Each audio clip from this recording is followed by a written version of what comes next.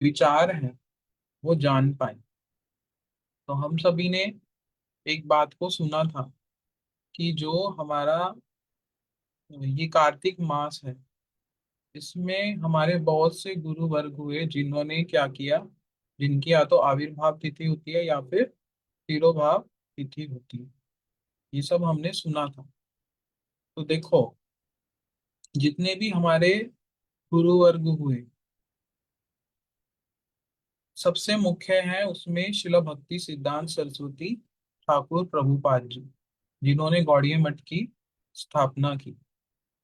तो कहा जाता है कि जो प्रभुपाद जी, जब इन्होंने हरि नाम ग्रहण कर लिया अपने गुरुदेव से, उसके पश्चात ये कहाँ रहने लगे, वृंदावन में रहने लगे और भजन करते थे वहां पे। तो कई करोड़ों जब इन्होंने क्या किया, भगवान के नाम का वहां पे किया। तो इनके स्वप्न में कौन आए, स्वयं श्री चैतन्य महाप्रभु भगवान स्वयं आए और कहा कि तुम प्रचार करो। अब तुमने बहुत भगवान का नाम कर लिया, अब आप क्या करो, प्रचार करो। तो तब प्रभुपाद जी ने कहा, देखो ना तो मेरे पास धन है ना मेरे पास जन है, ना मेरे पास, क्योंकि प्रचार करने के लिए क्या चाहिए, सब चीजों की आवश्यकता होती है। तो उस समय भगवान ने, महाप्रभु ने स्वयं कहा, क्या कहा, कि धन की व्यवस्था भी मैं करूंगा और जन की व्यवस्था भी करूंगा। आपके पास, आपके संपर्क में ऐसे ऐसे लोग आएंगे जो क्या करेंगे, पूर्ण रूप से जो क्या करेंगे, भगवत भक्ति का प्रचार करेंगे। तो इसीलिए हमारे शिला भक्ति सिद्धांत सरस्वती ठाकुर प्रभुपाद जी के जितने भी शिष्य हुए, वो क्या है, एक से बढ़ के एक धुरंधर। सबने इस तरह से प्रचार किया, सबने ऐसे ऐसे विचारों को दिया कि आज ऐसे विचार सुनने को नहीं मिलेंगे कहीं कहीं। तो ऐसे ही एक आचार्य हुए, उनका नाम है श्री श्रीमद भक्ति रक्षक श्रीधर गोस्वामी महाराज। तो उनकी आज आविर्भाव तिथि है। तो ये जो श्री श्रीमद भक्ति रक्षक श्रीधर गोस्वामी महाराज हैं, एक मिनट,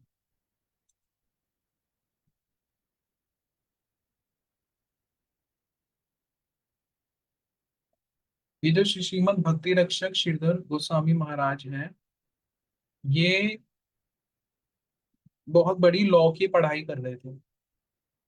तो ये मठ में गए, तो मठ में गए तो वहां पर देखा कि एक कोई सफेद वस्त्रों में बैठे हैं चेयर पे, और सब बड़े बड़े सन्यासी भक्त सब आके उनको प्रणाम कर रहे हैं, उनसे बात कर रहे हैं। बड़े बड़े सन्यासी, सन्यासियों ने कैसे वस्त्र पहने होते हैं, गेरुआ रंग के। और वो उन सफेद वस्त्र पहने हुए व्यक्ति को, भक्त को क्या कर रहे हैं, प्रणाम कर रहे हैं। तो उन्होंने पूछा वहां पे आश्चर्य से कि ये कौन है। तो किसी ने बोला इनका नाम है विनोद दा। दा मतलब बंगाली में बोलते हैं बड़े भाई को। तो बोले इन्होंने इतनी श्रेष्ठ सेवा की है भगवान के धाम की, महाप्रभु जी की, कोई नहीं कर सकता। अच्छा, ऐसा क्या किया है? तो श्री भक्ति रक्षक श्रीधर गोस्वामी महाराज पूछते हैं, ऐसा क्या किया है? तो बोला, इन्होंने क्या किया है कि ये जो मायापुर है, जहाँ पे चैतन्य महाप्रभु ने इतनी लीला करी, यहाँ पे बहुत सारे मुस्लिम लोग रहते हैं। और वो लोग क्या करते थे, वो क्या कहते थे, ये तो हमारा स्थान है, ये महाप्रभु जी का स्थान नहीं है, ये हमारा अपना स्थान है। तो इन्होंने क्या किया, जहाँ पे मुस्लिम लोगों ने अपना कब्रिस्तान बनाया हुआ था, वो रात रात में सारे के सारे कब्रिस्तान को साफ कर दिया, वहां पे बड़े बड़े पेड़ लगा दिए और बोला ये तुम्हारा स्थान नहीं है, ये तो महाप्रभु जी का स्थान है। और इन्होंने ऐसा वहां पे वातावरण बनाया भक्ति में कि पहले लोग प्रचार के लिए जाते थे तो मुस्लिम लोग क्या करते थे, उनको अपशब्द कहते थे। लेकिन इन्होंने ऐसी सेवा करके दिखाई कि अब कोई किसी में भी इतना साहस नहीं है जो कुछ बोल के दिखाए गौड़िया मठ के बारे में। तो जब शिल भक्ति रक्षक श्रीधर गोस्वामी महाराज जी ने ये वाली बात बोली, तो उसी समय क्या हुआ, ये वाली बात कोई ये वाली बात बताई किसी ने, तो उसी समय क्या हुआ कि वो किनके पास गए, विनोद दा के पास गए वो। और ये विनोद दा कौन है, हमारे परम गुरु जी के गुरु जी, श्री श्रीमद् भक्ति प्रज्ञान केशव गोस्वामी महाराज। तो जब इनके पास तो जो विनोद दा है वो श्रीमद् भक्ति रक्षक श्रीधर गोस्वामी महाराज जी को कहाँ ले गए, प्रभुपाद जी के पास ले गए। और जब इन्होंने पहली बार प्रभुपाद जी से कथा सुनी, तो ये क्या हो गए वहीं पर, इन्होंने क्या कहा, अब मैं वापिस नहीं जाऊंगा। आपने इतनी श्रेष्ठ कथा मुझे आज श्रवण कराई, आज तक मैंने अपने पूरे जीवन में ऐसे विचार नहीं सुने। आपने इतनी श्रेष्ठ कथा सुनाई कि मैं क्या करूंगा, अब तो मठ में ही रहूंगा, मठ में ही सेवा करूंगा। लेकिन प्रभुपाद जी ने क्या कहा, प्रभुपाद जी ने कहा पहले आप अपनी पढ़ाई को पूरा करें जो आप कर रहे हैं। तो ये फिर कुछ समय बाद फिर मठ में रह के सेवा करने लगे। तो देखो, इन्होंने बहुत सारी शिक्षा दी। एक बड़ी बात गुरुदेव बताते हैं कि जैसे अब तो सब व्यवस्था हो जाती है, भक्त लोग प्रचार के लिए आते हैं, गाड़ी हो जाती है, ठीक है, भक्तों के प्रसाद की व्यवस्था हो जाती है। और आसपास कहीं ना कहीं भक्त रहते ही हैं, जैसे कोई मठ से ब्रह्मचारी हैं, वो कहीं प्रचार के लिए जा रहे हैं तो आसपास भक्त मिल जाते हैं, या कुछ ना कुछ व्यवस्था हो जाती है, आने जाने की रहने की सब व्यवस्था हो जाती है। तो उसी तरीके से पहले जो था, पहले ऐसा नहीं होता था। प्रभुपाद जी के समय में इतनी ज्यादा कम्युनिकेशन, फोन, मतलब ये सब सुविधा इतनी नहीं होती थी। तो कहा जाता है कि एक समय कुरुक्षेत्र में एक बहुत बड़ा एग्जीबिशन लगा था। और जब वो कुरुक्षेत्र में एग्जीबिशन लगा था, तो उस एग्जीबिशन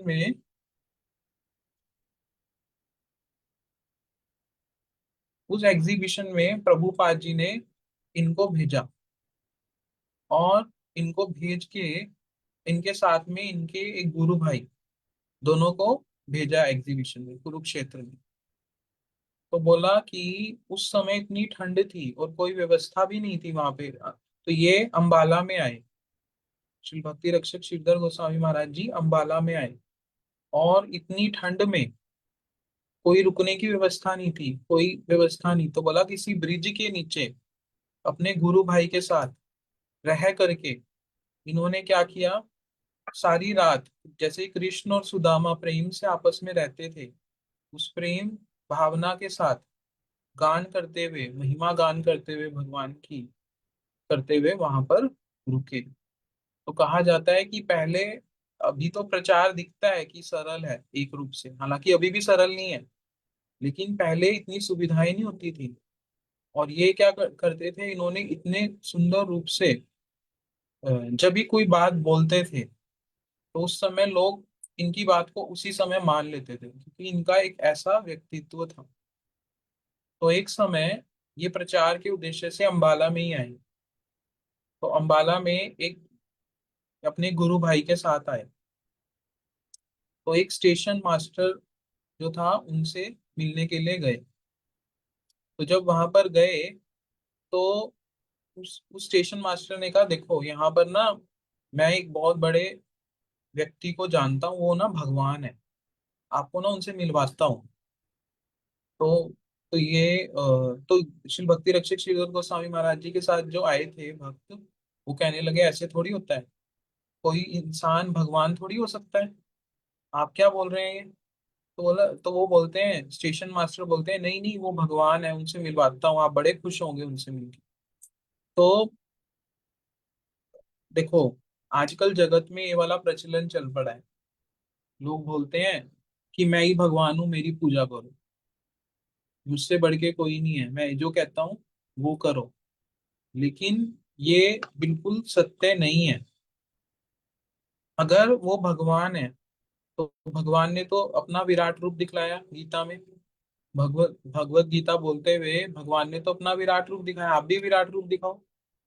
अगर आप भगवान हो, फिर दूसरा, भगवान ने तो गोवर्धन जी को उठाया, तो आप भी गोवर्धन जी को उठा के दिखाओ। तो आजकल लोग क्या करते हैं, अपने अपनी बातों को मनवाने के लिए इस तरह की चीजों को करते हैं, बोलते हैं हम भगवान हैं, और लोग पूजते भी हैं उनको। हाँ, बहुत से लोग क्या करते हैं,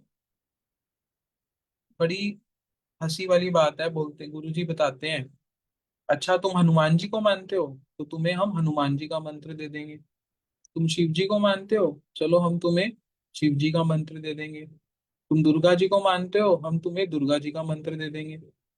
ठीक है, जैसी जिसकी श्रद्धा है। ऐसा करो, दुर्गा जी वाली लाइन में बैठ जाओ। हाँ, आप शिव जी वाली लाइन में बैठ जाओ। तो ऐसे नहीं होता। लेकिन क्योंकि लोगों को पता नहीं है, जब ऐसी चीजें क्यों होती हैं, ऐसे लोग क्यों जुड़ते हैं ऐसे लोगों से, क्योंकि हम लोगों को शास्त्र का पता नहीं है। हमें पता ही नहीं कि गुरु कौन होते हैं, भगवान असली में कौन है। ये सब हम लोगों को पता नहीं होता।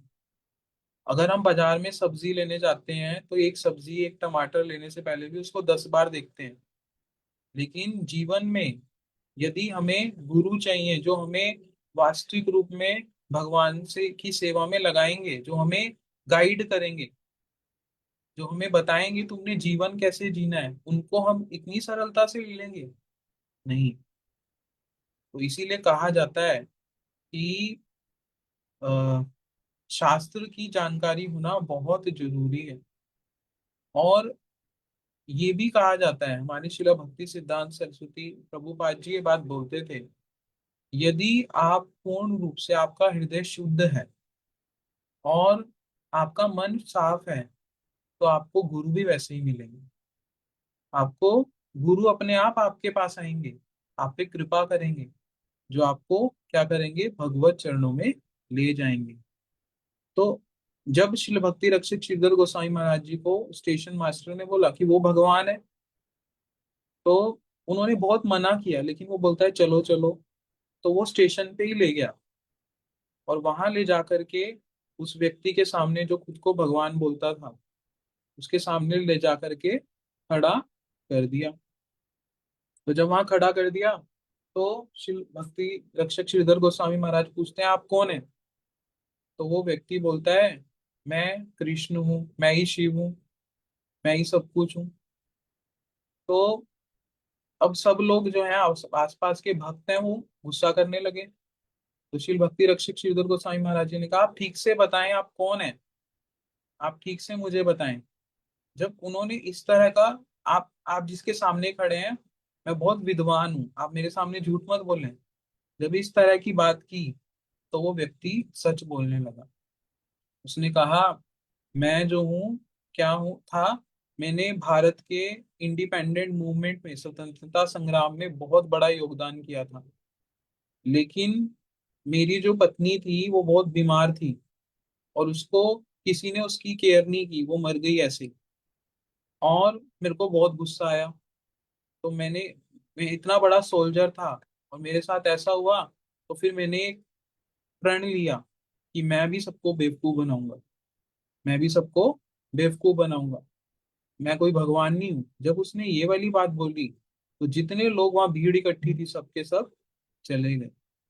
क्योंकि श्री भक्ति रक्षक श्रीधर गोस्वामी महाराज जी का ऐसा चरित्र था, ऐसा ऐसा जैसे जो भक्त होते हैं, वैष्णव होते हैं, उनकी बोलने में, उनके शब्द में, उनके व्यवहार में ऐसी एक अट्रैक्शन होती है कि व्यक्ति उनके सामने कुछ गलत काम कर ही नहीं सकता। जैसे अब गुरु जी के सामने जाएं हम लोग, तो फिर मन में एक मतलब एक प्योरिटी सी आ जाती है दर्शन करके। मन हल्का हो जाता है बड़ा। क्यों हो जाता है? क्योंकि वो कौन है? भक्त हैं। भक्त भक्त के हृदय में कौन रहते हैं हमेशा? भगवान रहते हैं। वैष्णव के हृदय में कौन रहते हैं? भगवान रहते हैं। तो ना चाहते हुए भी कोई उनके सामने गलत बात नहीं कर सकता, ना बोल सकता। तो ये भक्त का सबसे बड़ा लक्षण है। और शिल भक्ति रक्षक श्रीधर गोस्वामी महाराज जी ने हमारे शिल भक्ति विज्ञान भारती गोस्वामी महाराज जी को एक बहुत बड़ी बात कही थी। उन्होंने कहा कि आप क्या बनना? उग्र श्रवा बनना। उग्र श्रवा बनना मतलब क्या होता है कि जैसे हमेशा अपने से जो श्रेष्ठ वैष्णव है उनसे ही कथा सुनना, उनसे ही कथा सुनना। तभी तुम क्या कर पाओगे, उन्नति कर पाओगे। ये वाली बात बहुत जरूरी है। देखो, हमें कहीं से भी कथा नहीं सुन लेनी चाहिए। ये सबसे बड़ा हमारा क्या होता है, लॉस होता है। हमें कहाँ से कथा सुननी चाहिए, जिससे जिससे हमारी भक्ति में वृद्धि हो। जब हम संग कर रहे हैं किसी वैष्णव का, तो जब अपने आप से मन करे भगवान का नाम करने का, भगवान की कथा सुनने का, हाँ, अपने गुरुजी में जिस जिस जिस कथा को सुनने से अपने गुरुजी में निष्ठा हो जाए, जिस कथा को सुनने से भगवान में निष्ठा हो जाए, जिस कथा को सुनने से लगे कि अब हमें आगे बढ़ना है, हमें इसी स्तर पे नहीं रहना। होता क्या है, जैसे अब देखो, अब बात, अब मतलब पॉइंट उठा है तो ठीक से बताने का प्रयास करूंगा। अब जैसे बहुत से लोग अभी अभी नए जुड़े होते हैं, हाँ, और बहुत से लोगों को समय हो जाता है कथा सुने सुने। तो क्या होता है, लोग क्या करते हैं, जो नए भक्त जुड़े हैं उनसे बात करने लग जाते हैं। हाँ, और फिर क्या होता है, फिर वो क्या होता है, वो कुछ बोलते हैं, हम कुछ बोलते हैं। थोड़े समय बाद हमारा क्या हो जाता है, भगवान का नाम ही बंद हो जाता है। क्यों हो जाता है? क्योंकि अभी जो व्यक्ति नया जुड़ा है उसे तो कुछ पता ही नहीं है, उसे तो कुछ पता ही नहीं है। उनसे बात करते हैं, उनका संग करने लग जाते हैं, उनसे वो कुछ बोलते हैं वो करने लग जाते हैं, या फिर सम स्तर के लोगों से भी सुनते हैं। तो उससे भक्ति में वृद्धि नहीं होती। क्यों? क्योंकि हमें उत्साह चाहिए आगे बढ़ने के लिए। तो वो कब होता है, जब जो शुद्ध भक्त हैं, जो हमारे स्तर से ऊपर हैं, जो गुरु जी के विचारों को जानते हैं, जो हमें ऐसी वाली कथा सुनाएंगे जिससे हमारे गुरु जी में और ज्यादा निष्ठा हो जाए, जो हमें उत्साह देंगे, जो हमें ऐसी कथा सुनाएंगे कि हम और आगे बढ़ें। तो इसीलिए कहा जाता है उग्र श्रवा बनना। ऐसे भक्त, ऐसे वैष्णव जो हर समय हर क्षण क्या करते हैं, भगवान की कथा को बोलते हैं। जो क्या करते हैं, दिखते तो हमारे साथ हैं कि हमारे साथ ही बैठे हैं, लेकिन हृदय से कहाँ है, वृंदावन में। हृदय से कहाँ है, गोवर्धन में। हृदय से कहाँ है, राधा कुंड में।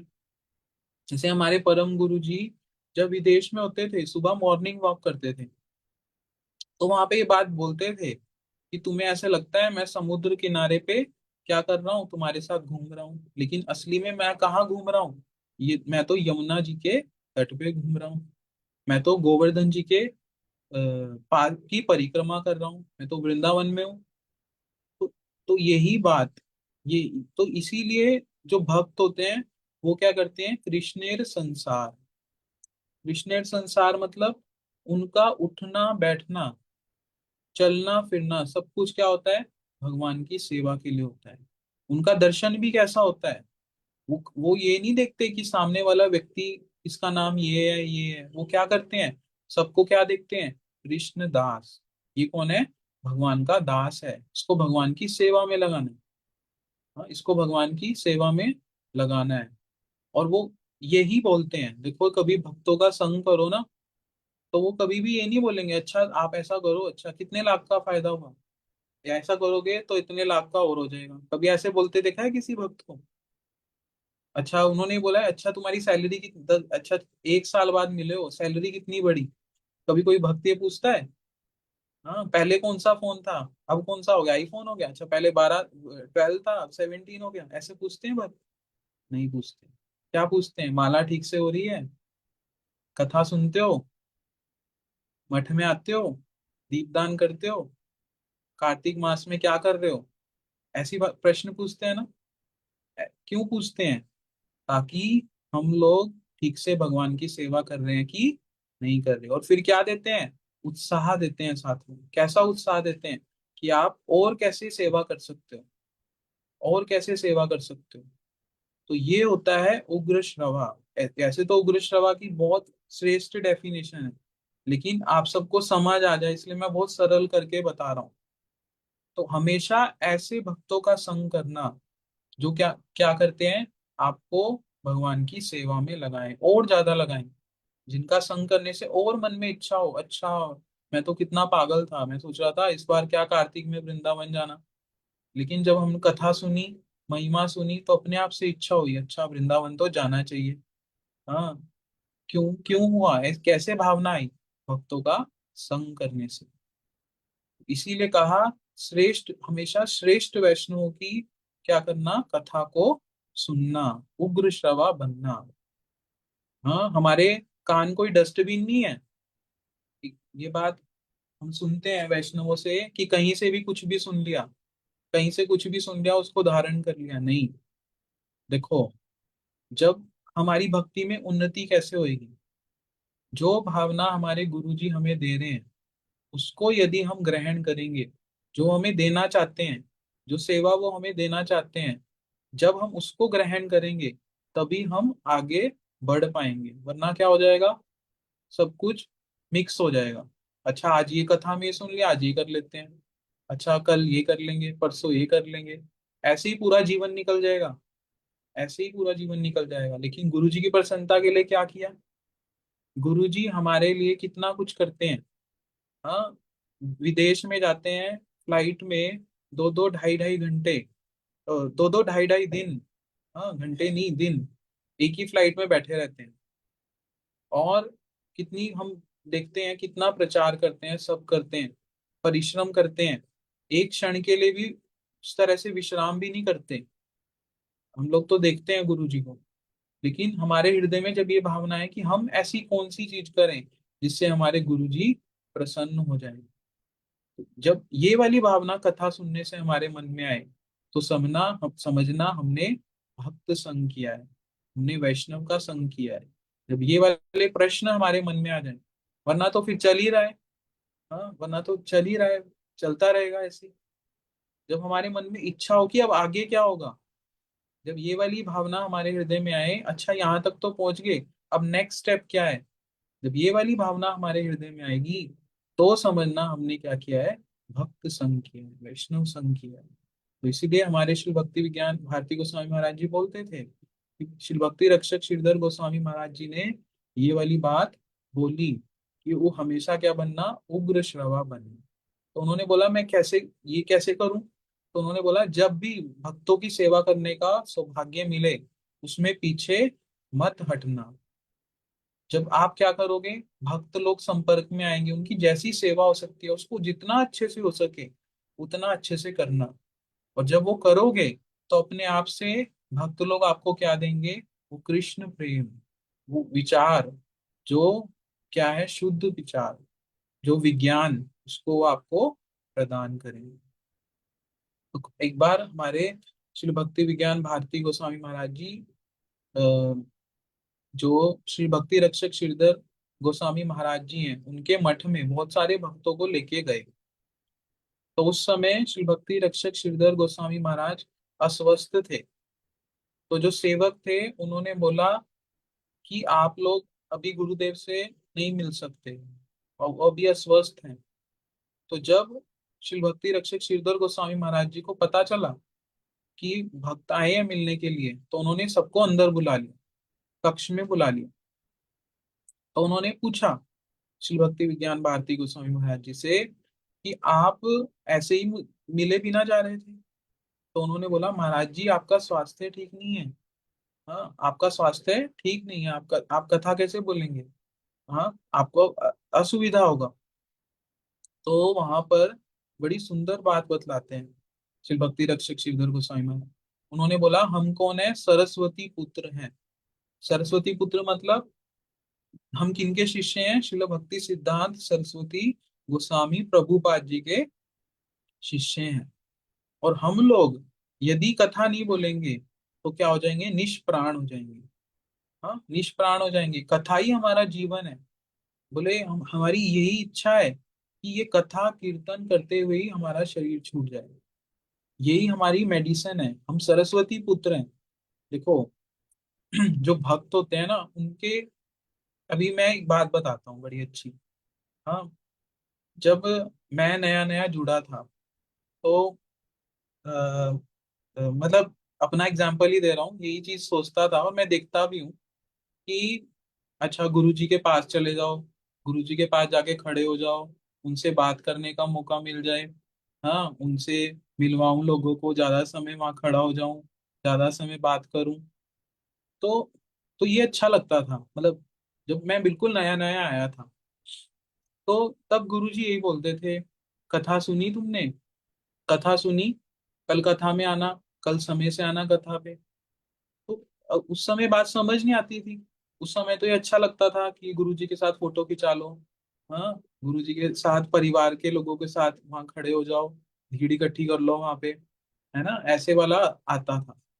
लेकिन जब धीरे धीरे फिर पता लगता है कि वास्तविक रूप में जो श्री गुरु का संग होता है वो मिलता कैसे है, जब आप उनकी कथा को सुनते हो। गुरु जी इससे बड़े प्रसन्न होते हैं। जब कोई ठीक रूप से कथा सुनता है, कीर्तन करता है, ठीक रूप से सब चीजों का पालन करता है, वो गुरु जी की प्रसन्नता है। उससे गुरु जी इतने प्रसन्न होते हैं। तो ये बात धीरे धीरे धीरे धीरे जब संग करते हैं ना, तो पता लगती है। हाँ, तो ये वाली बात क्यों बता रहा था मैं, कि हाँ, जो भक्त हैं वो क्या चाहते हैं, वो यही चाहते हैं कि मैं जो मेरे जो गुरु वर्ग हैं और जो भगवान है उनकी भक्ति क्या करें, सब लोग करें। हाँ, सेवा करें भगवान की, यही उनके हृदय में इच्छा होती है। यही इसी उद्देश्य से वो आते हैं घर घर। गुरु जी बताते हैं उनको कोई खाने पीने का लोभ थोड़ी होता है।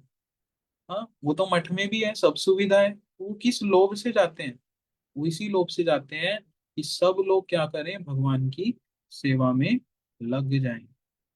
हमारे गुरु जी को देखते हैं हम लोग कि जैसे कोई व्यक्ति है, ठीक है, वो किसी रूप से सेवा करता है।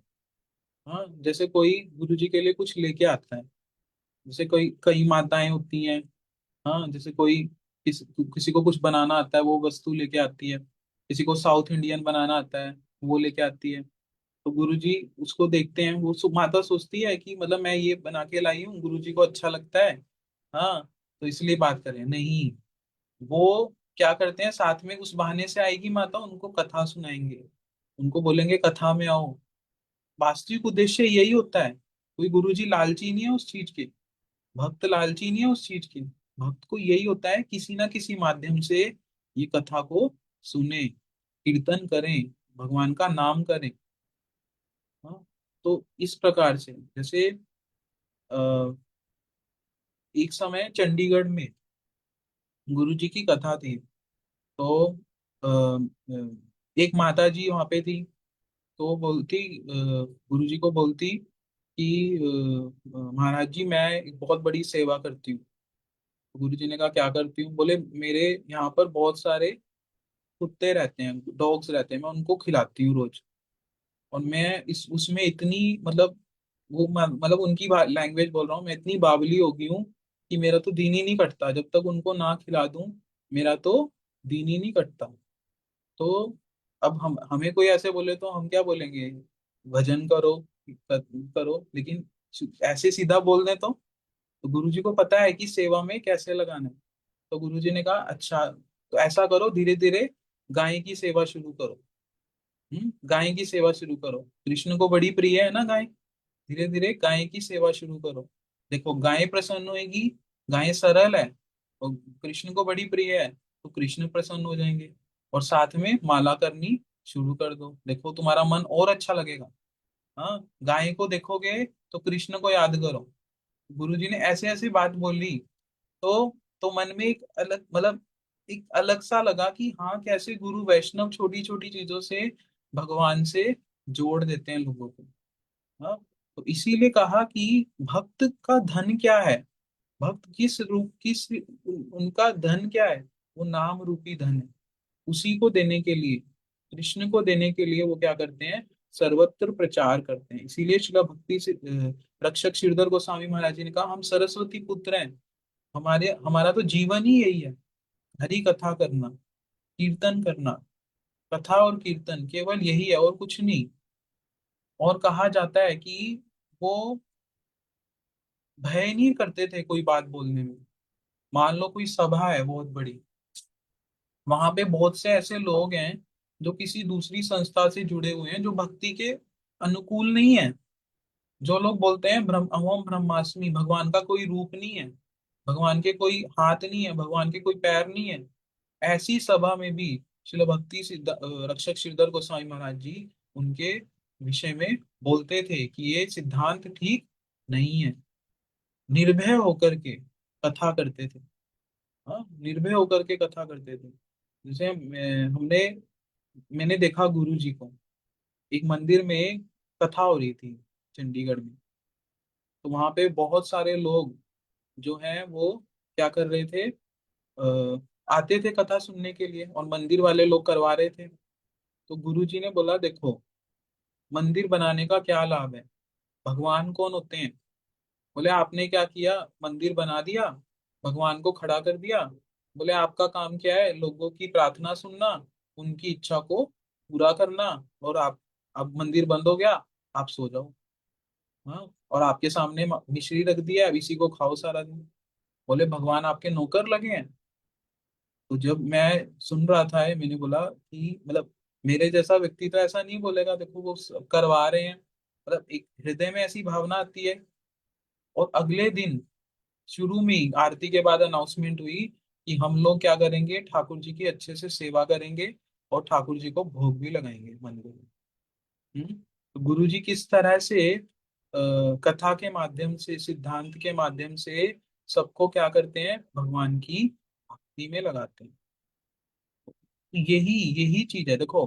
भागवत हम लोग सुन लेते हैं, पढ़ भी लेंगे, भागवत पढ़ भी लेंगे, पूरी भागवत लोग पढ़ लेते हैं, लेकिन उसको इम्प्लीमेंट कैसे करना है, वो जब हम भक्त को देखते हैं, गुरु जी को देखते हैं, वैष्णवों को देखते हैं, तो वो हमारे अंदर स्टोर हो जाती है।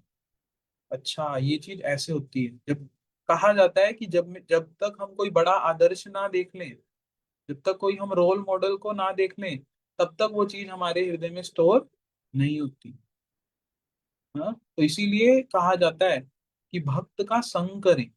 संग करने से क्या होगा, जब हम वो वाली चीजें देखेंगे। अच्छा देखो, जब हम पहले दिन मठ में जुड़े, भक्तों से जुड़े, और आज के दिन बहुत सारी चीजें देख देख के सीख गए ना। पहले दिन तो तिलक करना भी नहीं आता था, किसी और ने किया था। हाँ, जब लोग हरि नाम लेने आते हैं तो उस समय तिलक भी कोई और करता है। हाँ, ऐसे ही होता है ना। लेकिन जब संग करते हैं, कथा सुनते हैं, धीरे धीरे धीरे धीरे कब क्या सीख गए, किस दिन क्या सीखा, किसी को याद है, लेकिन सीख गए बहुत कुछ, है ना। तो ऐसे ही जब हम आदर्श देखते हैं आसपास, भक्तों का आदर्श देखते हैं, तो बहुत सारे विचारों को हम ऐसे ही सरल रूप से समझ जाते हैं। तो इसीलिए कहा उग्र श्रवा बनना, अपने से श्रेष्ठ वैष्णवों का संग करना, उनकी कथा सुनना, उनके विचारों को सुनना। कहीं से भी कुछ भी नहीं सुन लेना, कहीं से कुछ भी सुन के उसको पालन नहीं करने लग जाना। जो गुरु जी से सुना है, जो विचार गुरु जी दे रहे हैं, उसी का पालन करना, इसी से तुम्हारा कल्याण होगा। ये वाली बात हमारे आचार्य बोलते हैं। तो धीरे धीरे धीरे धीरे फिर हम आगे बढ़ने लगते हैं, अपने मन के अनुसार चलेंगे, तो फिर क्या होगा, थोड़े समय बाद जो कर रहे थे वो भी नहीं होएगा। इसीलिए कहा भक्तों का संग करते हुए तुम। तो आज शिल भक्ति रक्षक श्रीधर, और इन्हीं शिल भक्ति रक्षक श्रीधर गोस्वामी महाराज जी ने लिखा प्रभुपाद दशकम। हम लोग मंगल आरती के समय गाते हैं ना, सुजनार बुध राधित पाद युगम युगधर मधुरंदर पात्र वरम वरदा भयदायक पूज पदम प्रणमामि सदा प्रभुपाद पदम। तो बोला इसमें इतने सुंदर अलंकारों का इन्होंने उपयोग किया। जैसे इसमें ये होता है, जैसे ये जो लिखा है प्रभुपाद दशकम, इसमें प्रभुपाद जी की महिमा को लिखा है। तो बोला जहां पर पहला पैराग्राफ खत्म होता है, जो अंत वाला शब्द है, वहीं से फिर पहला अगला पैराग्राफ शुरू होता है। हाँ, वरम, जैसे वरम से शुरू खत्म हुआ पहला पैराग्राफ, तो वरदा भयदाय, तो वहीं से फिर अगला जो है पैरा शुरू होता है। बड़े सुंदर रूप से, अलंकृत रूप से इन्होंने प्रभुपाद जी की महिमा को लिखा, जिसको आज सारे मठों में उसका कीर्तन किया जाता है। देखो कितनी महिमा होगी, है ना। तो और जब और जो इस्कॉन के संस्थापकाचार्य श्री भक्ति वेदांत स्वामी महाराज जी, उनका भी बड़ा प्रेम था। तो बोला कि एक समय शिला जब मायापुर में जो इस्कॉन का मंदिर है वहां पर जब प्राण प्रतिष्ठा की जा रही थी, तो जब पता चला, जब हमारे शिला भक्तिवेदांत स्वामी महाराज जी को पता चला कि शिला भक्ति रक्षक सिद्धर गोस्वामी महाराज जी आए हैं, तो उन्होंने केवल दर्शन मात्र से ही बोल दिया कि विग्रह की प्रतिष्ठा हो गई, वैष्णव आ गए हैं, तो विग्रह की प्रतिष्ठा अपने आप हो गई, अब कुछ अब चिंता करने की आवश्यकता नहीं है। हाँ? तो इसीलिए क्योंकि वैष्णवों के हृदय में कौन है? स्वयं भगवान है। तो इसीलिए ये बहुत श्रेष्ठ आचार्य हैं, इन्होंने इतने सुंदर सुंदर आर्टिकल्स लिखे, इतने सुंदर सुंदर विचार दिए जगत में। बोला एक समय आ, नवद्वीप में कोई व्यक्ति भगवान का कीर्तन करता था, बड़े प्रेम से, बड़े उत्साह से। तो सब लोग बड़े इम्प्रेस हो गए, बोले बड़ा सुंदर कीर्तन करता है। तो तो इनसे पूछा गया, ये जो कीर्तन करते हैं, क्या ये उस धाम की ध्वनि है?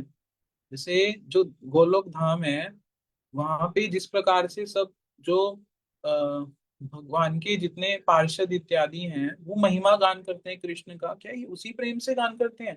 तो उसको सुन करके इन्होंने कहा नहीं, ये उस जगत की ध्वनि नहीं है। तो मतलब इनको पता था उस जगत की ध्वनि कैसी है, ये उसमें धनी थे। तो इसीलिए ये एक रूप से तो जो भक्त होते हैं, जो श्रेष्ठ वैष्णव होते हैं, एक रूप से तो हमारे बीच में होते हैं, और एक रूप से क्या करते हैं, वो भगवान की सेवा करते हैं।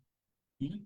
हमारे अ, आचार्य बताते हैं कि श्रील भक्ति वेदांत वामन गोस्वामी महाराज जी, वो सबको बोलते थे कि आप मंगल आरती में आओ, मंगल आरती में आओ, मंगल आरती में आओ।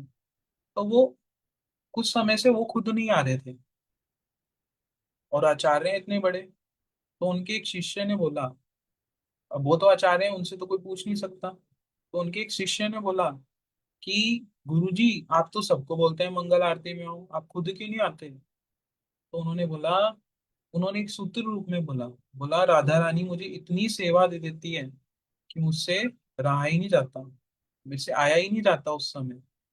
तो इसीलिए कहा जाता है जो भक्त होते हैं वो दिखने में तो हमारे जैसे ही लगते हैं वो हमारे जैसे नहीं, एक रूप से तो हमारे बीच में है, और एक रूप से क्या कर रहे हैं, भगवान की सेवा कर रहे हैं उस धाम में, नित्य धाम में।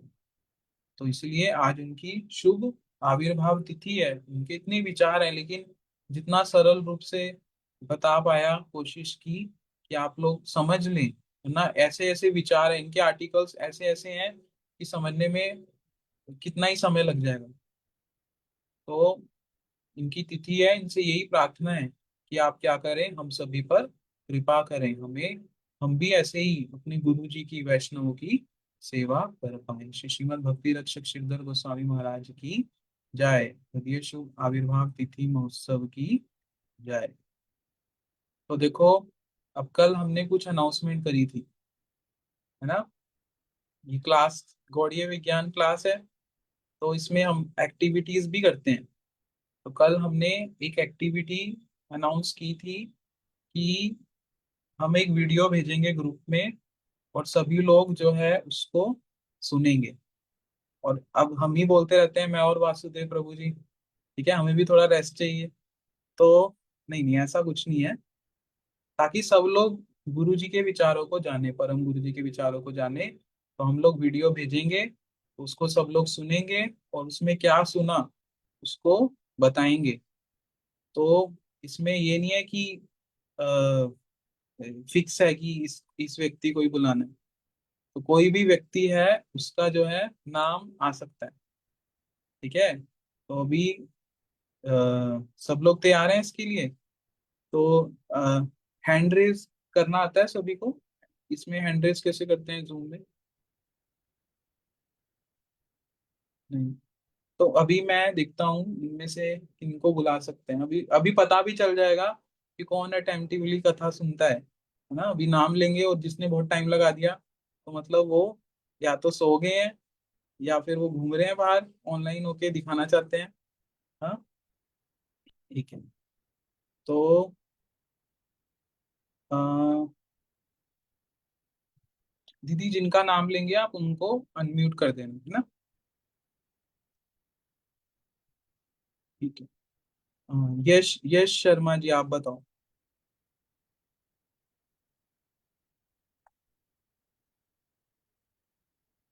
अनम्यूट कर दें उनको। हरे कृष्ण प्रभु जी। हरे कृष्णा। कुछ जरूरी नहीं आपने और सारा बताना है, आप थोड़ा सा भी बता सकते हैं। महाराज जी से प्रभु जी ने प्रश्न करा था कि हम जो परिक्रमा करते हैं उसका उद्देश्य क्या है।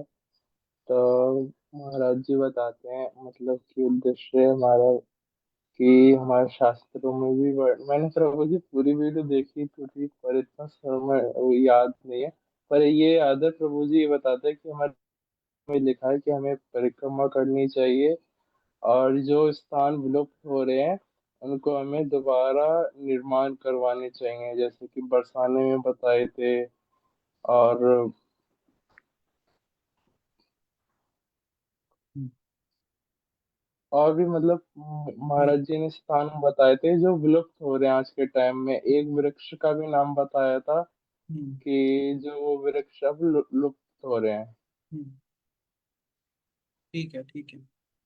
ठीक है, इन्होंने सुना वीडियो और कुछ कुछ स्मरण है। ठीक है, अच्छा है। हाँ, और अ, ये तो वासुदेव प्रभु जी करते हैं ऐसे वाले काम, मुझे तो, क्योंकि मैं टीचर हूँ तो मेरे को गलती निकालने का वो रहता है थोड़ा, एक फैक्टर कि ऐसे लोगों को पकड़ूं कि जो गलती करें, ये वाला फैक्टर रहता है टीचर के अंदर, है ना। सुधारने के लिए रहता है, ऐसे नहीं कि किसी को नीचा दिखाना है, सुधारने के लिए रहता है। ठीक है, तो बहुत अच्छे से इन्होंने बताया। अभी सोहन लाल प्रभु जी, आप बताएं।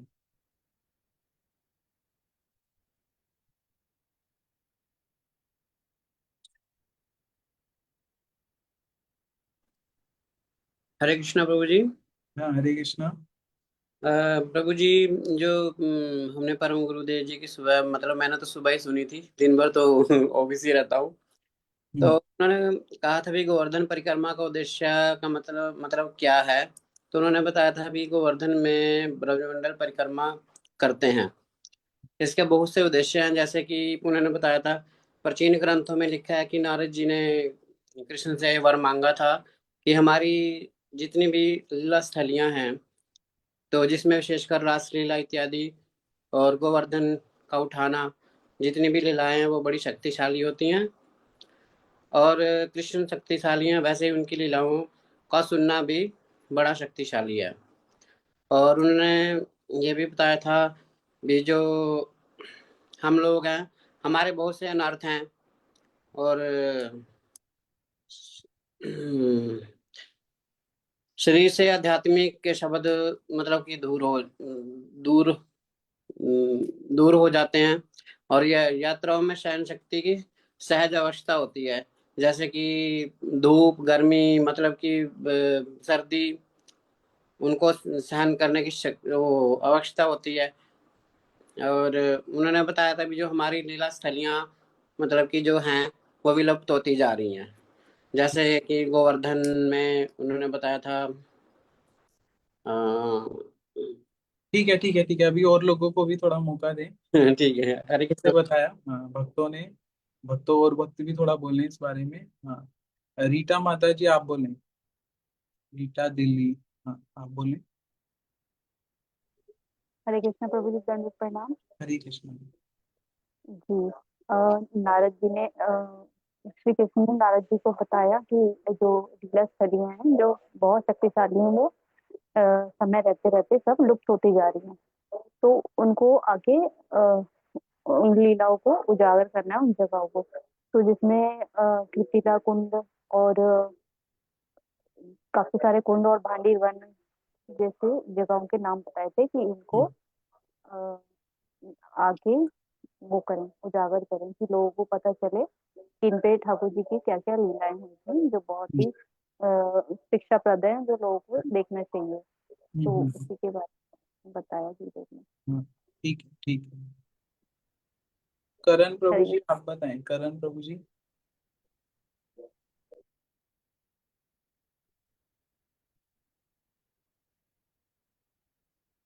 जो भक्त वीडियो ऑन कर सकते हैं वो वीडियो ऑन करें।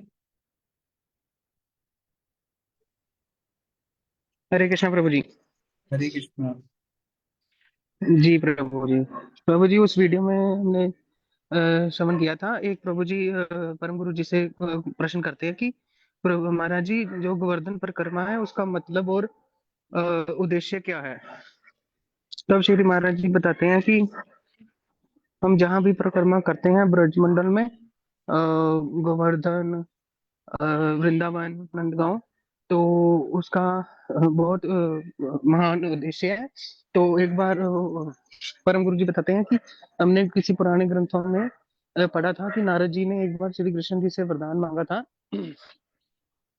कि जो भी आपकी लीला स्थलियां हैं, तो उसकी परिक्रमा वो बहुत ही शक्तिशाली है। तो जो भी भक्त लोग उसका लीला स्थली का दर्शन या परिक्रमा करते हैं, तो वो जो लीला स्थली है वो उनको कृष्ण प्रेम, गोपी प्रेम, सहजीय प्रेम प्रदान करने में समर्थ है। तो इस उद्देश्य से हम परिक्रमा करते हैं। तो सेकंड उस पे परम गुरु जी ने उद्देश्य बताया था कि जो यात्रा जो परिक्रमा हम करते हैं उसमें सहन शक्ति की बहुत जरूरत है। जैसे हम परिक्रमा में जाते हैं नवद्वीप में या ब्रजमंडल की परिक्रमा में, तो गर्मी सर्दी जो भी हमें उस टाइम पे लगता है, तो उसमें हमें ये नहीं कि गर्मी देख के या सर्दी ज्यादा देख के तो परिक्रमा से मन को हटा लेना, या भगवान के धाम में जाके ऐसा अपने मन में कुछ भी ऐसा लाना संसारिक बातें कि गर्मी ज्यादा है मैं नहीं कर पाऊंगा, या सर्दी ज्यादा हम कैसे कर पाएंगे। तो ये सब नहीं होना चाहिए। तो उसमें हमें सहनशीलता से और अच्छे भाव से गुरु जी के आदर्श में रह के परिक्रमा करनी चाहिए। और हम्म, अ, ठीक। एक और बात हाँ बोल। परम गुरु जी ने बताई थी। हम्म, जी। तो जो उन्होंने परम गुरु जी बताते हैं कि तो एक और उद्देश्य ये है कि जो ठाकुर जी की जो लीला स्थलियां जो कि जैसे नंदगांव में टेर कदम, वहां पहले कदम के बड़े बड़े वृक्ष थे, अब वो जैसे लुप्त होते जा रहे हैं। तो वो वृंदावन में भी कुछ स्थान ऐसे हैं जो अभी लुप्त हो रहे हैं, कुछ कुंड हैं जो कि अभी बहुत गंदे पड़े, जैसे वृषभानु कुंड का परम गुरु जी बताते हैं। तो वृषभानु कुंड, ब्रह्मांड कुंड और सुरभि कुंड, तो उनका सही से वो बताते हैं कि मैं देश विदेश के सभी भक्तों से प्रार्थना करता हूँ कि वो सभी से उसका पूर्ण से निर्माण हो सके, उसके साथ सही हो सके। जैसे हमने कल भी श्रवण किया था कि परम गुरु जी के टाइम पे राधा कुंड की भी एक बार परम गुरु जी ने सभी भक्तों के साथ मिलके उसकी साफ सफाई करवाई थी। ठीक। ये उस वीडियो में सारा परम गुरु जी बताते हैं। ठीक है, बहुत सुंदर। बहुत सुंदर, अच्छे से बताया प्रभु जी ने। ठीक है, तो हमारे अ, अंबाला से माता जी हैं, मीनाक्षी माता जी। जूम यूजर आ रहा है उनका नाम। वो भी कुछ बताएं, उनको अनम्यूट करें।